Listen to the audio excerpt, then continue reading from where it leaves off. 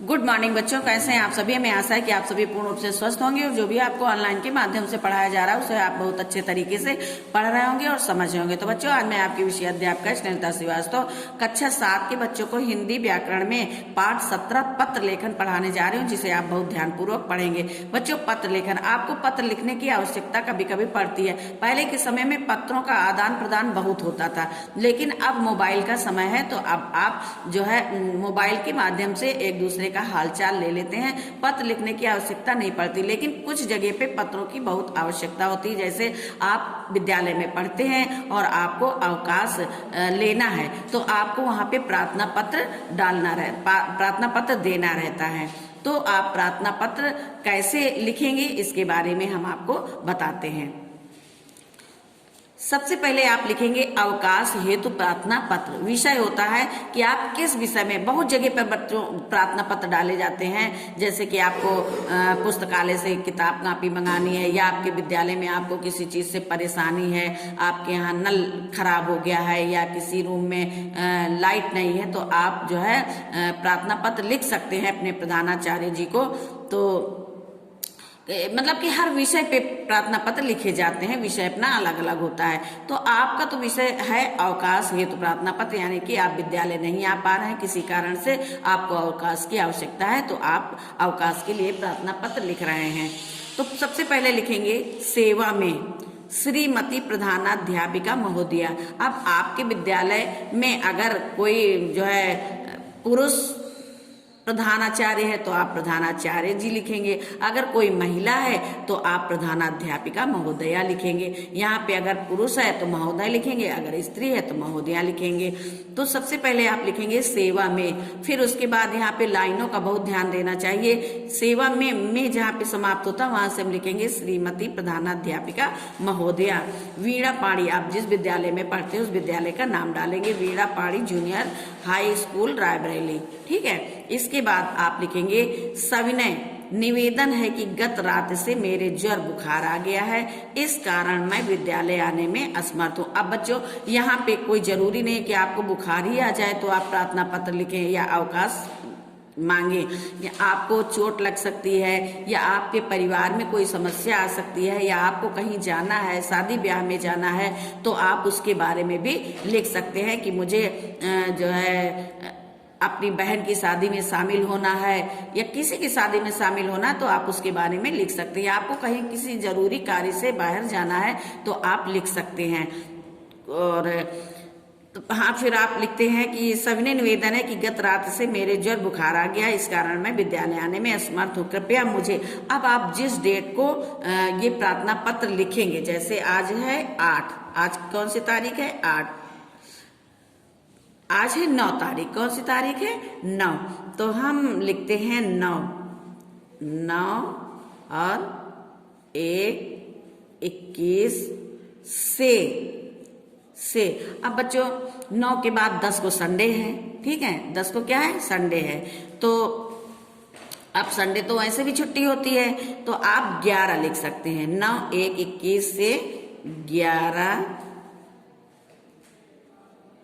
1 21 तक 2 दिन का अवकाश प्रदान करने की कृपा करें, क्योंकि बीच में संडे आ रहा है, तो आप संडे की तो छुट्टी ही होती है, इसलिए आप 9 और 11 2 दिन की छुट्टी ले रहे हैं, तो 2 दिन का अवकाश प्रदान करने की कृपा करें। मैं आपका अत्यंत आभारी रहूंगा। अब लड़की है, ठीक है, लड़की है तो वो लिखेगी मैं रहूंगी, और लड़का है तो लिखेगा रहूंगा।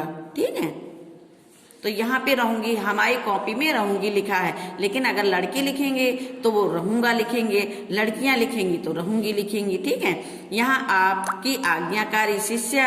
अब आप अगर लिखेंगे लड़के हैं तो लड़के जितने हैं वो लिखेंगे आपका आज्ञाकारी शिष्य, लड़कियां लिखेंगे तो लिखेंगे आपकी आज्ञाकारी शिष्या। अब यहाँ पे आप अपना नाम डालेंगे और कक्षा यहाँ पे लिखा है, फिर यहाँ पे दिनांक है। अब दिनांक आप जो है, कभी कभी बच्चे जो है छुट्टी लेने के पहले अवकाश के लिए प्रार्थना पत्र डाल देते हैं, कभी वो छुट्टी ले लेते हैं उसके बाद में प्रार्थना पत्र डालते हैं। तो जिस दिन आप प्रार्थना पत्र डालेंगे, यहाँ पे हम तो आज 9 ही डाल रहे हैं, 9 1 21।